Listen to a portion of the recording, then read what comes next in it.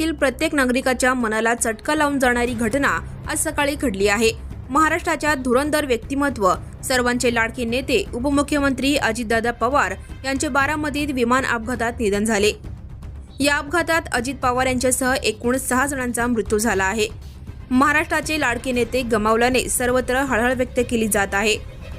अजितदादांसोबत असणाऱ्या या 5 जणांची नावे आता समोर आली आहेत। अजित पवारांचे विमान मुंबईवरून सकाळी 8:10 टेक ऑफ झाले होते, तर बारामतीत ते 8:50 लँडिंग होत असताना हा भीषण अपघात घडला। जिल्हा परिषद आणि पंचायत समिती निवडणुकीसाठी अजित पवार यांच्या आज बारामतीमध्ये सभा होणार होत्या। त्या सभांसाठी अजित पवार हे आज सकाळी मुंबईहून बारामती येथे निघाले होते।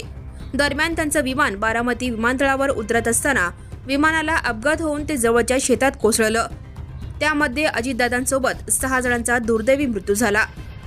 हे VSR या खासगी कंपनीचे विमान असल्याची माहिती समोर आली आहे।